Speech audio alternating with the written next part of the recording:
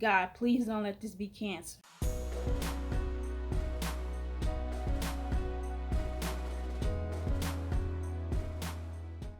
Hey, what's up you guys? Welcome back to my channel. It's Diamond here, and in today's video, the energy is going to be different than my other videos because in today's video, I'm going to be sharing a story time of how I lost my mother to cancer. So a little backstory on my mother. She was a mother of 5. I'm the youngest. My sister is the oldest, and my brothers are in the middle. There's 3. And growing up, my brothers were sick a lot because they had asthma. Well,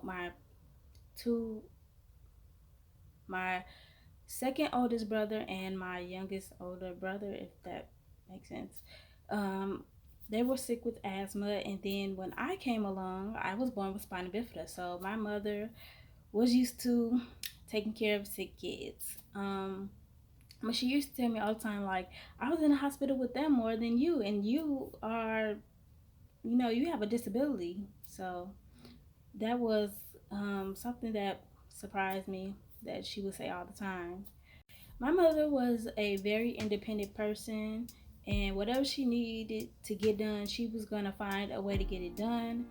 She did not drive, so she had her family and friends drive her to like the grocery store and things like that. And also growing up, me and her would walk to the closest grocery store, and I used to love doing that. And I used to get so mad when she would have, somebody drive her instead of walking, because I wanted to go, and I love walking to the grocery store with her, and we would just talk about funny things, stuff her friends were going through, and we would just have a fun walk. And my mother was like so helpful and so caring, and she was down to help anybody. Being that she was a mother of sick kids, she just developed that you know big heart to like want to help in any way that she could. She would help the elderly people in the neighborhood with whatever they needed, whether it was doctor's appointments or whatever they needed, she would be there. And in the family, when somebody needs something, she was the go-to person. Like everybody, like go to my mother. She would help you in any way she could. So my mother had a really big heart. I started to notice that my mother was getting sick around like the summer to fall of like 2015. And I noticed because my mother, she, like I said, she walked a lot of places that she needed to go. Like she would walk down to the corner store and to the other stores in the neighborhood. So one day when she went to the store and she came back, and she was breathing like really hard, and she only went like down to the corner store just to get some things. And I was like, that's not normal. She only went down the street. She shouldn't be breathing that hard. So, yeah, at first I noticed it, but I didn't really make a big deal out of it. So, a couple other times I kept noticing, she would be out of breath. And one day, my auntie came over. My auntie visited us a lot. Her and my auntie was very close. And, she came over one day, and she even noticed like how she was breathing. And but we didn't really make a big deal out of it. But as time went on, it was my fall semester in school, and I was in college. And my mother was, like I said, very independent. So in the mornings she would have to take my chair out the house and get me onto transportation. And at the time, it was just me and her, but also my brother came to stay with us, and he was there, but he wasn't really around a lot because he worked. And so she had to, you know, do what she had to do for me. And that's one thing I loved about my mother. Like my mother, she would get up early mornings to get me to school. Like my mother, she didn't play when it came to school. Like she did not play. Like if you wasn't sick, you was going to school. Like no matter what, I was going to school. My siblings was going to school. Like she didn't play, especially about like higher education. Like when I got to college, she didn't play. And a lot of times, like in Chicago, we have like bad snowstorms. And I remember like in past years when we had bad snowstorms, like she would, like me and her would be in the snow, like foot deep of snow, just to get me to school. And I'm like, dang, my mother went through a lot for me. And so yeah, she every morning she would have to get my chair downstairs. Our apartment had stairs in the front and in the back. So she would take my chair out the back because it was easier doing it in the back than in the front. Um, and she would get me off to school. And eventually, I started seeing differences because of her breathing. One day, she told me like, have your driver walk you to the gate, and I'll meet you at the gate because I just can't stand there because it's just hard for me to stand there. I'm like, okay, because when I would get picked up from across the street because where my transportation would be able to, let the lift down, and we would have to walk back across the street to our apartment. So that became too much for her, and I was like, okay, I'll let them know when they drop me off. And so we started doing that routine. When I come home, I would call, let her know I'm outside, and my driver would walk me to the gate, and she'll be there. And sometimes, she'll be asleep, but I will have a key to the gate, so I'll be able to get in the gate, and I'll be calling her like, "Mom, I'm outside. I'm outside." She will be knocked out, sleep. She was tired. So that I noticed, and then when it came to my spring semester, that kept going, and things kept getting worse with her breathing. Like when she would like make dinner, she would have to sit down and catch her breath for a minute, and I'm like, that's not normal. And one day when she was cooking and I saw that she kept needing to sit down, I was like, "Ma, are you okay? Your breathing seems off. Like, don't you think you should go to the doctor?" And she was like, "Yeah, I think I do need to go to the doctor, but my insurance is messed up right now, so I can't go." And so I was like, "Okay," and I just left it at that. So, but yeah, I kept, looking at her, to, you know, like this is getting worse. And so when it came to the end of my spring semester in 2016, one day I came home from school, and my mother would always have me something to eat when I got home from school. She knew, like, when I got home from school, I was hungry because I didn't eat nothing at school. I don't eat at school. I don't eat their food at school because I got sick one time and I just stopped eating. So she would always have me something to eat when I got home. And on this day, she had made chicken pot pies, and that's crazy to think about because that's the last thing my mother was able to make for me, cook for me. And my mother was an amazing cook. Like, she could cook, okay? Like, I love my mother food, and that's one thing that I do miss about my mother is her cooking. So she already had me something to eat, and I came home, I changed my clothes, and I ate, and we watched her shows, and she just was like, I'm going to the doctor today. Your brother's gonna take me." And I was like, "Okay," because we live close by a hospital, so my brother was gonna take her, and I was really, really happy because her breathing has gotten so worse at this point. Like, we need to know what's going on. So we watched her shows. She liked to watch like judge shows and talk shows, and like Maury and Judge Mathis and shows like that. And we watched those shows, and then I think at like 4 o'clock is when my brother came and took her. I gave her a hug, gave her a kiss, told her everything was gonna be all right. I walked her to the door, And she walked out the door, and I locked the door, and I literally said out loud, God, please don't let this be cancer. I literally said that out loud. And I watched her walk to the car, get in the car, and they pulled off. And I went in the house, and I locked the other door, and I was just chilling till I heard back from my mother. She called me at about, I think about 8 o'clock, 8 something, and she was like, I got here, they took me right away, and they're examining my heart right now, and that's all that was going on. I was like, okay, good. She was like, I'll call you back later when I know something else. So when the night continued, I was waiting on my mother, and she called me, I think, at about 11, 12 at night.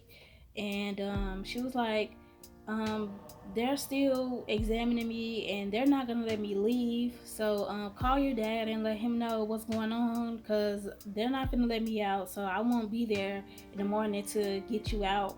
And so I was like, okay, all right, I'll call him. And so when I got off the phone with her, I called him, but he didn't answer because, of course, it was late at night. So he was probably asleep by that time.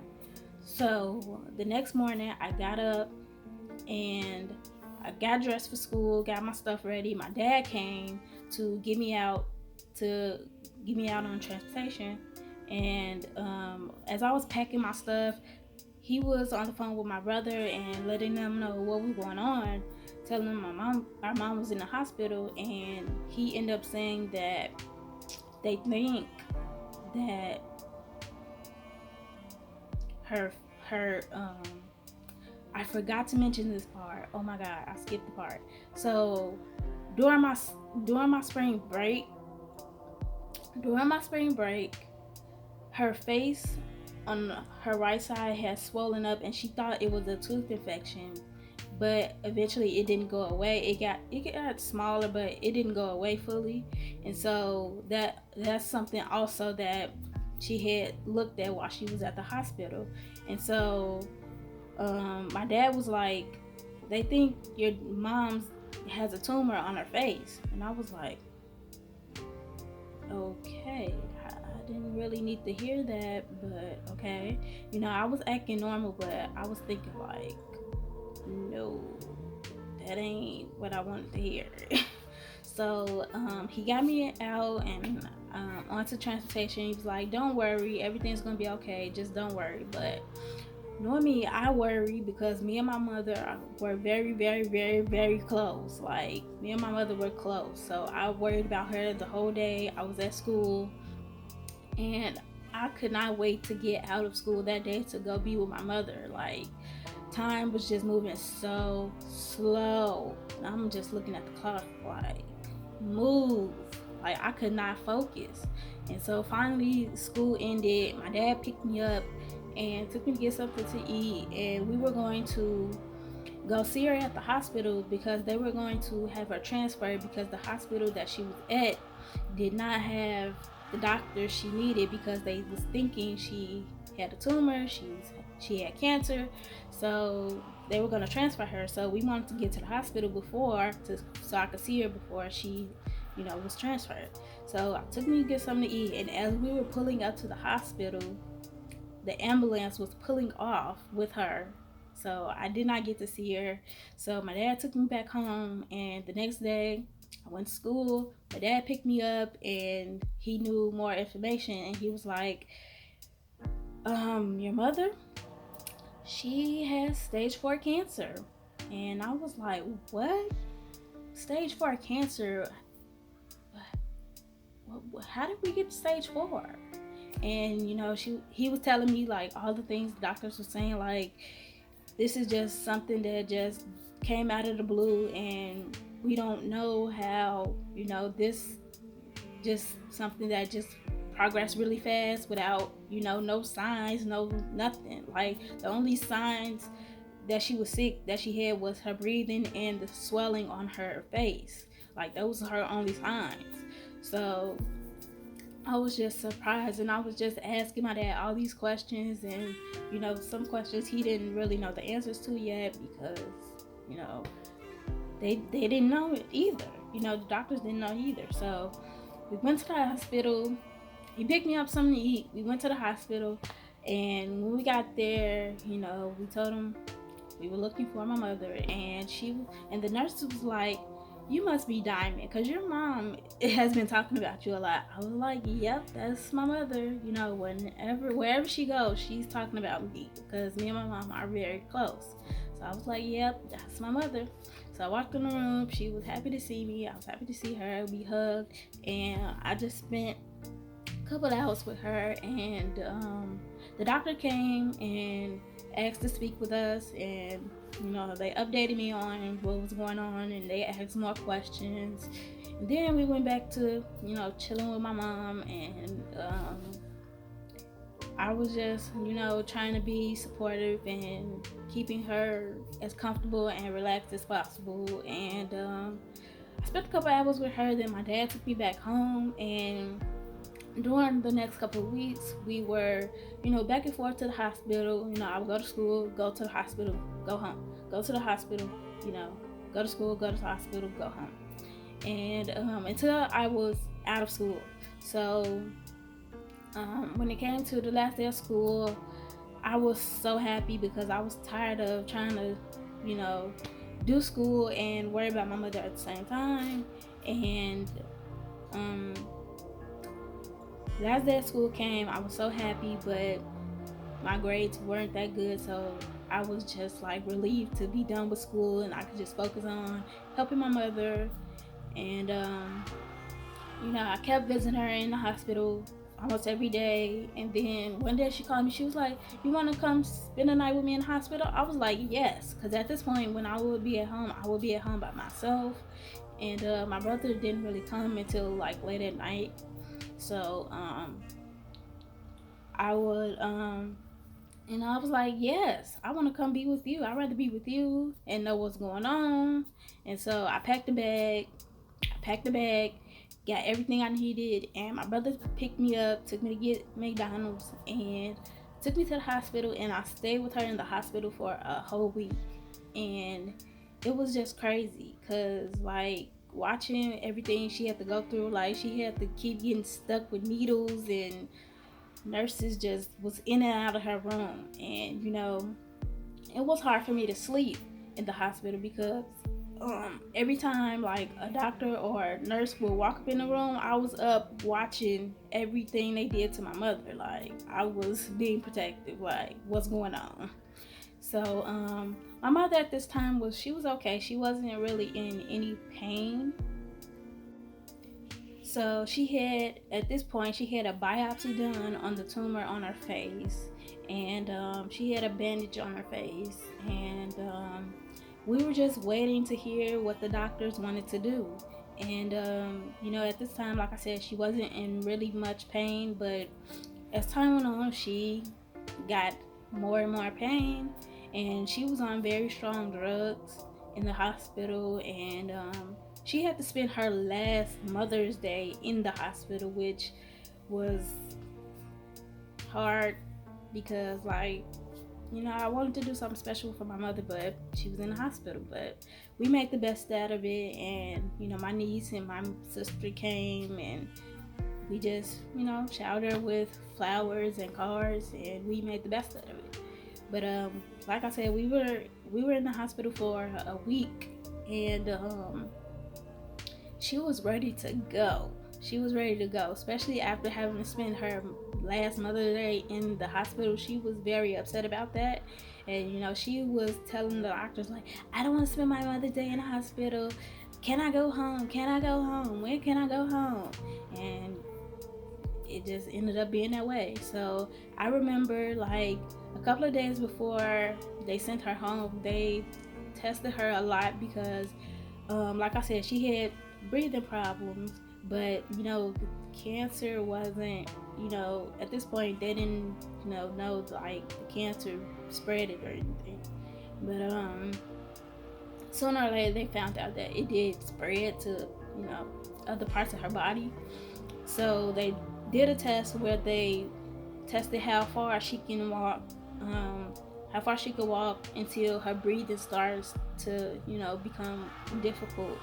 And they wanted to see that because they sent her home with oxygen tanks, so that could help her get more oxygen and she won't have difficulty breathing when she was walking. So I remember she got sent home on that Friday and it was raining and I was ready to go also.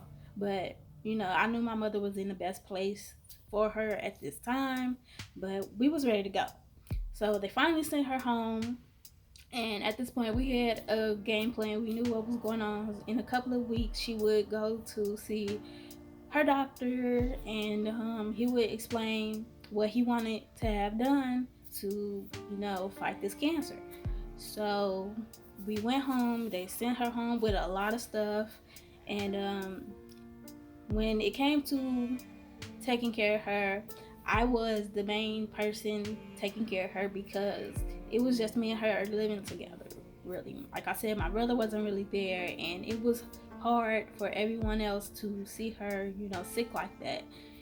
So it came down to, me helping her when it came to fixing her something to eat. I had to make sure she ate enough because she was on so many different medicines. I had to make sure she stayed hydrated. We had, water. She liked to have her water with ice at the time. So we had to have a lot of ice. And, and then I had to take care of myself also. So I was trying to make sure I ate, make sure, I was good, she was good. But, it got hard because she was on so many medicines. Like every hour, every, couple of hours, I had to make sure she stayed on schedule to take this medicine, that medicine, that medicine, this medicine. And it was crazy to the point where when she was out of the hospital for a week, I didn't get any sleep for that whole week because, like I said, she was just on medicine, and you know, she was also in pain. At this point, she was in a lot of pain, and she would, be crying, and I would try to like make her as comfortable as she could be. I would massage her. I would tell her everything would be okay. I tried to do whatever I could to make her, you know, be calm and know everything's gonna be okay. So, like I said, I didn't get any sleep during that week, and it was just hard. It was hard to the point where, one day my uncle called me and he was like, "Hey, how's your mom doing? How's everything going?" I was like, "Not good. I'm tired. I haven't had sleep in a week. Somebody needs to come over here so I can get some sleep." And he was like, "Okay, I'm on my way." Next thing you know, everybody's at the house. My uncles, my aunties, my dad, my sister, my brothers, like everybody just showed up out of nowhere. And everybody was like putting their 2 cents in. You should do this and do this and do that and do this and do that. And I ended up not getting really much help, and I ended up still, being her care.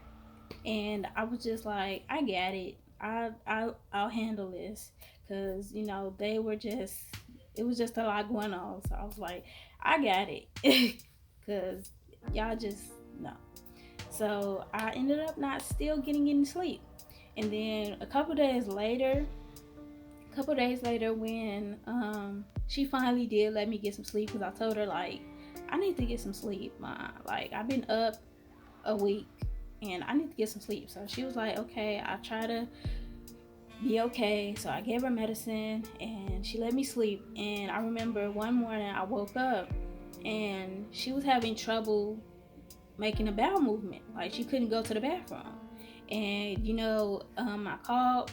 I was calling everybody and letting them know what was going on, and everybody went to the store to get her certain things to help her, go to the bathroom, and it wasn't working. And we end up eventually having to take her to the hospital that day because, that wasn't normal. So we took her to the hospital, and once we got there, they were like, it's a good thing y'all brought her in because this could have got really bad. Like the medicine she was on was affecting, her, how she would go to the bathroom. And so they were like, it's a good thing you guys brought her in. We took her to a different hospital than the hospital she was at first. And she got admitted. I was kind of glad because she was in the best place for her, and I can get some sleep at this point because I know she was gonna be taken care of. She was gonna be all right, and I didn't need to, do much anymore. I could get some sleep. And she was in the hospital for a while. She didn't come back home after that.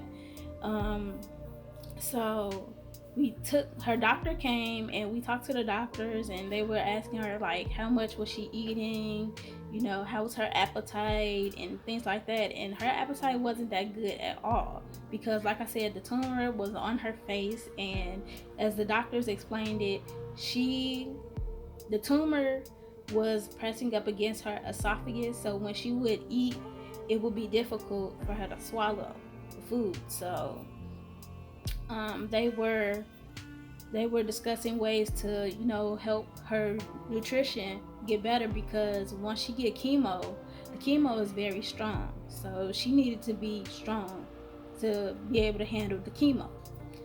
And they decided that the best thing for her would be a feeding tube, and that was something that was really shocking to her, like shocking to all of us really, because I'm like, is that serious that she needs that? And that's another surgery. So the doctors were talking about they were talking about a feeding tube and inserting a port in her chest, so that when it came to time to getting her the chemo, she would get it through that. But unfortunately, we were having trouble with her insurance, so she had to switch doctors. She did not get the port, but she did end up getting the feeding tube. And while she was in the hospital, she had to take a lot of tests over again. Like, she had to do another biopsy. She had to, have her throat examined. And they put off the feeding tube for a while because they were thinking like putting her under surgery would be very difficult, because when you're in surgery, they have to put a breathing tube down your throat, and with the tumor being where it was, that would be very difficult. And they were telling us the breathing tube may not come out if we do this surgery. And we were like, oh my God, here we go, another wall we're hitting when we're just trying to get her this chemo. It's like we just keep hitting wall after wall after wall. And at this point, we're like, we need to do something. We can't just, sit and do nothing. So we were like, we're gonna risk it. She needs the surgery, she needs to get stronger, she needs the chemo. And the only way she gonna get the chemo is if she get the the feeding tube, so she can be able to handle the chemo. When she was in the hospital this time for the second time, things got worse. The pain got worse and her health got worse. And it got worse to the point where, one day me and my family walked in the room and she wasn't herself mentally. Like, mentally, she was gone. We walked in the room one day and she was just like hyper and excited to see everybody when, it was kind of strange. And then the next day we walked in the room and she couldn't recognize anybody. And that right there, like, really hurt me, to like walk into the room knowing like my mother didn't know who I was. So that really hurt me, and I was mad. Like, we talked to the doctors and we were like, what's going on with her mentally, because she's not herself. Like, what's going on? And they were like, she's just so unhealthy to the point where it's starting to affect her mentally, and there's not much we can do about that. And so I'm just like, this surgery needs to happen. Like, something needs to happen, because at this point they stopped her being able to eat, because she would When she would eat, it would go down the wrong way. She would inhale the food instead of swallowing the food, and that would give her like infections and things like that. So I'm like, something needs to go on, because at this point we're starving her. She can't have anything to drink. So this surgery needs to happen so she can get better. So they did the surgery, and thankfully the feeding tube was successful, and the breathing tube did not, you know, what they said did not happen. They were able to remove the breathing tube, and after that, everything was looking up. Like, um, it took a couple of weeks, but she started to, get back to being herself, and she started to improve. And at this time, when she was at this hospital, I didn't stay with her because it just wasn't a really nice of a hospital, and I needed my rest. It was hard for me to see everything she was going through. Like, the nurses wanted to stick her every day almost, and it was just hard. So I didn't stay with her at the hospital at this time, but we visit her like almost every day. So she started to improve, and we were so happy, and like we could, relax a little bit. And a big change was one day when my brother went to the hospital to see her, and she asked him. We were on FaceTime with him, and she asked him, "Is it raining outside?" And at this point, we haven't heard my mother talk in weeks. Like, she got that bad to the point where she stopped talking. And he was like, "Nah, it's not raining outside." So we knew, like, she was coming back to us, because where she was not a good place mentally. Like, she wasn't herself. She tried to get out the hospital. Like, she literally snatched out everything she was attached to, needles and whatever, and she was headed for the door. And it took like a lot of staff to get her back to her room, and she was just mentally, she was gone. So it felt really good to hear her talk, and her mentally starting to come back to us. And a couple weeks went by. She started doing better, and the nurses were showing us how her feeding tube worked, and what they were doing. And we were like, who could do that? Like, when she come home, like, which one of us would be okay with doing that? And none of us was like, I don't know, that's hard, that's something, I don't know. We were kind of like about the feeding tube, because it was new to us. And so at this point they were talking about sending her home, and we were happy about that.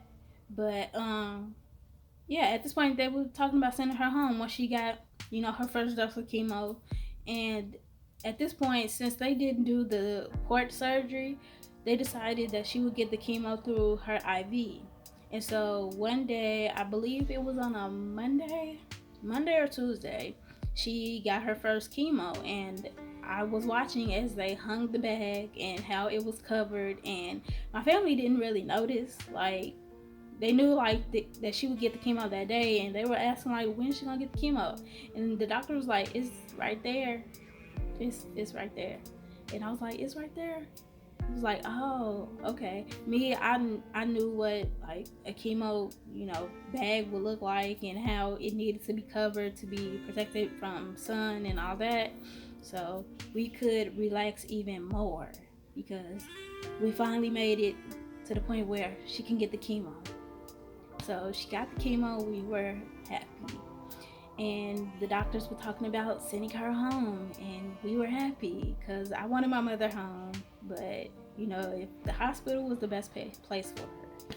So we were talking about getting her home and the things that she would need, like nurses, equipment, hospital bed, wheelchair, the stuff that goes through her feeding tube, and the supplies for that. And we were just discussing everything. And one other thing also came up, while she was in the hospital, that if she were to stop breathing, we would want them to resuscitate her. And I remember being at home, when she was at home, one day she told me that if she had to live with all this pain she was going through, she wanted us to let her go. And I was just like, Ma, I'm not trying to hear that. Okay, we're gonna fight this. Okay, we're gonna fight. We're gonna keep fighting. You promised me that you were gonna fight, and we're gonna fight. Point blank, period. We're gonna fight. And so when it came to discussing, resuscitation, and I just told him what she said, because I didn't know what she would want, because at this time she was not talking, so we couldn't ask her anything. So the decisions was up to my older sister, because my mother was not married, you know, and we just came together on the decision. Me, my dad, and my sister, and we were just like, I just was like, this is what she told me. That's all I have. I don't know, you know. And I was thinking, like, if they resuscitate her, we're gonna have other problems. So that day we signed the papers for them not to resuscitate her. And that was one of the worst days of my life, to have to, tell the doctors, if my mother stopped breathing, not to resuscitate. That was the worst day of my life. One of the worst days of my life. And so, like I said, they were talking about sending her home. And in the next couple of weeks, we went home and we were trying to clean up the house, getting it ready for her. And we threw a lot of her stuff away, which, if she was in the right mental state, she would have been mad about. My mom was, she loved her things. Like, she had a lot of her stuff for years. And if she would have known we threw that stuff away, she would have been mad. So, but we had to do what we had to do to, make the house ready for her. And we threw away her bed, because they were sending a hospital bed to the house and all this stuff. So we had to make room for it. So we were getting the house ready. And I remember one night, I was chilling, doing me, and I had missed a call from the hospital. And I'm like, call from the hospital? Because I knew my mother, they took the phone out of her room, because when she was not in the right mental state, she was calling people, trying to get them to get her out the hospital. So I was like, that can't be my mother calling me, because she couldn't reach the phone anyway. So I didn't really think anything of it. And later I realized that was my sister calling me from the hospital, because my mother wanted to talk to me. And that was the last time, I was going to be able to talk to my mother. Because after that, we finally had the house set up for her to come home. And on July 1st, everything was set up right. And I wasn't feeling good. So that day I didn't want to go to the hospital to see my mother. I was like, I'll go the next day or whenever. I just wasn't feeling good, and I didn't want to go to the hospital like that. And so my dad said he was going to go, and my sister was on her way from work to the hospital. And he left, and I stayed there at the house. And as he was driving, he got a call from the doctors. And they said that she just passed away. And he pulled over, and he was crying, and he called me. And I was like, wow, he's calling me. He just left. Like, he just left. And he said, the doctors just called me, and they said, your mother passed away. And I instantly got mad. I was like, how did this happen? Like, what happened? Like, where were the nurses? Like, how do somebody just pass away like that? And he was like, I don't know, I'm on the way to the hospital. I didn't get there yet. And we hung up, and I just started bawling, crying. And I'm like, what happened? Like, I and so at this point, I was calling my brother, and because she passed away at around like 3 something, and that's around time like my brother should have been off work. And I was calling him, he wasn't picking up his phone. I was just calling, and my dad was calling me. Everybody was calling me. My auntie called me, and she was just like, I'm so sorry, and I was just crying, and I was like, I didn't know what to say. Like, so many people's calling me. I'm trying to get in contact with my brother because at this point he don't know because he's not picking up his phone. And I'm just crying, trying to reach my brother. And my dad's calling me, and he's like, "You want to come up to the hospital, to see her?" And I was like, "No, I wasn't ready to see her like that." And so I got off the phone with him. I'm still trying to call my brother. He's not picking up, and my other brother, is on his way, to be with me because at this point I'm by myself, crying, and everything is just going crazy. And my dad calls me back. He's like, "I'm gonna send my auntie to come be with you until your brothers get there." And so she comes, and we're crying, and she's just trying to comfort me, and I'm just bawling and still trying to get in contact with my brother, who's not picking up the phone. And as time goes on, my other brother comes, and my auntie, she goes to the store to get us like food and stuff, because I didn't eat yet. I didn't eat yet. Well, I think I ate breakfast that day, but it's been a minute since I ate that day. So she went and picked us up a lot of food. Like, she went crazy on the food. Like, we had everything. So she picked out some good food though. So we were crying when she got back with the food. We were crying, and I just wasn't ready to eat yet. I'm still trying to call my brother to tell him what's going on, and I can't get into contact with him. So I just give up.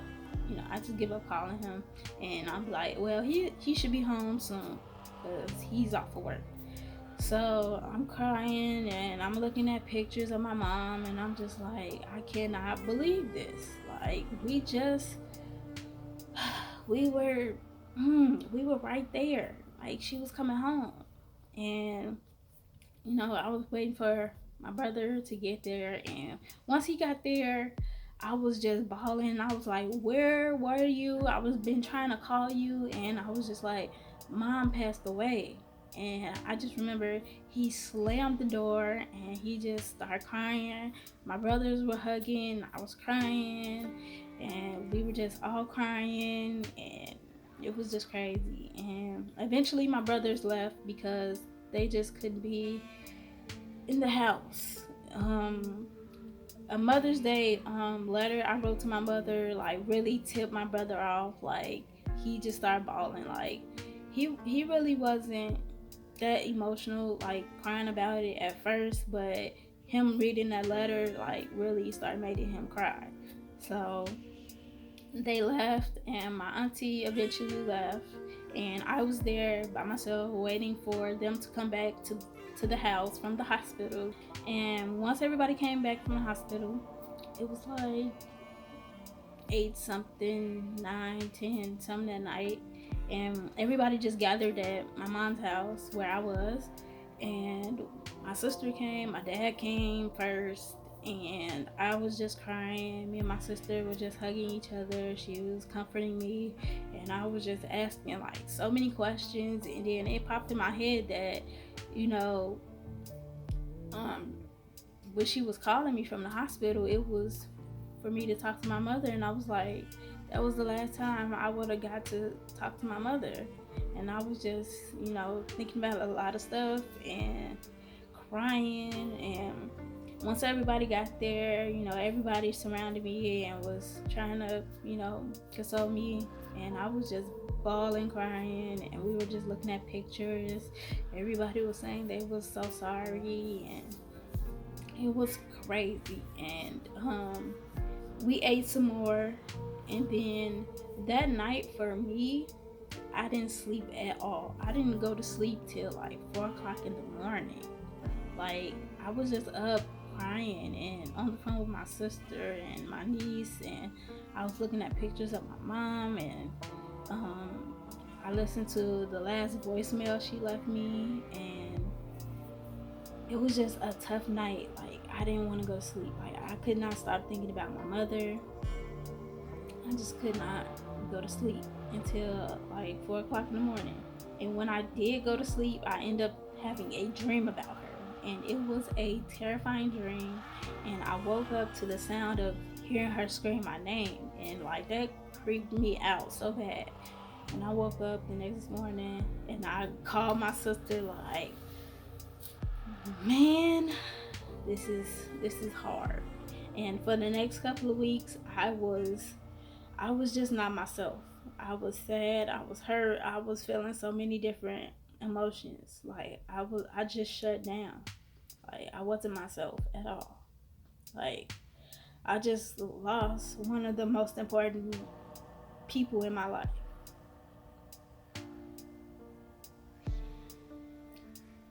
And like I was just not myself. And so my my dad's mom, my grandma, came into town for the funeral, and we had the funeral, and I was so scared and nervous to go to the funeral and to see her in a casket. I was terrified. And for the funeral, me and my sister dressed alike. We had on the same outfit, and also my mother. So we all dressed alike. We had on the same outfit she wore, and it was her favorite color, red, and red's my favorite color. So we all wore red. Even my brothers and my dad, they wore red suits, and we just had everything like decked out. So we were dressed nice, and I was terrified that day. I was terrified. I knew like that day would be the last day I would see my mother.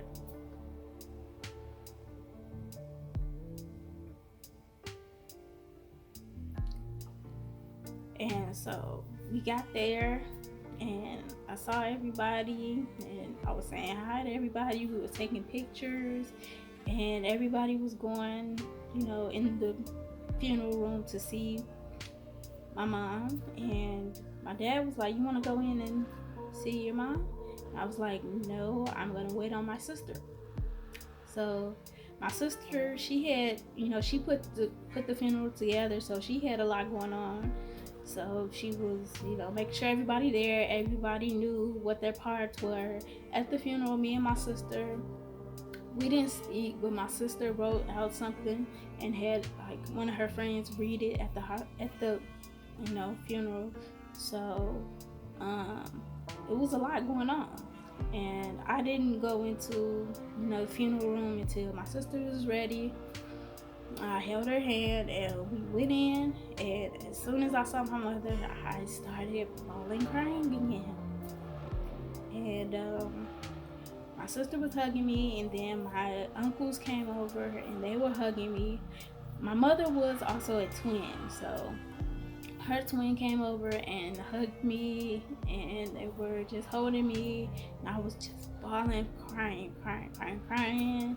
And everybody just came and was hugging me. We were hugging, and once the funeral started, me and my sister sat together, and we were just crying the whole funeral. We were just crying, and when everybody got up there and said something nice about my mother, and I was just looking at her, and I'm like, man, man, I'm not. It was tough. It was very hard. And at the end of the funeral, it was my turn to go up to the casket. And I went up to the casket and I just stared at her and was thinking, like, I'm never gonna hug my mother again.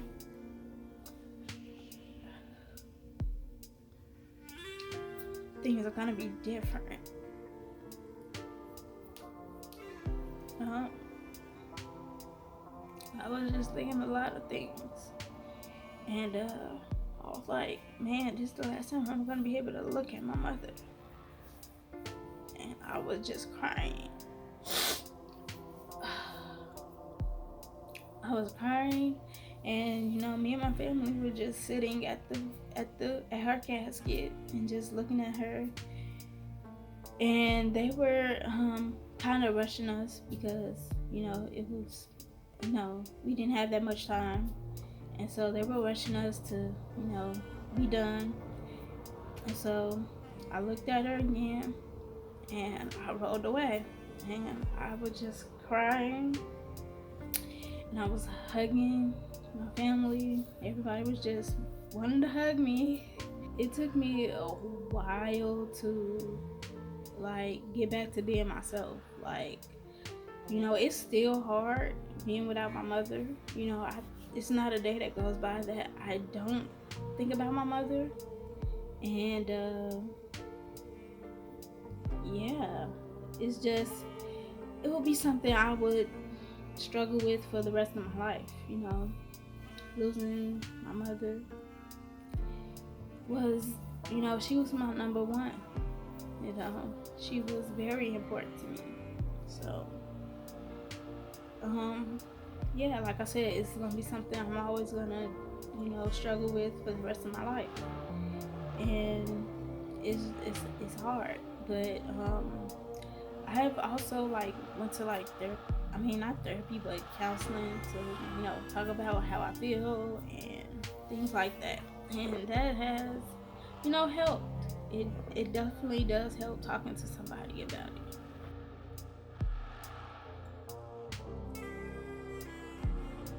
I don't know if I should say, if you guys like this video, just give this video a thumbs up.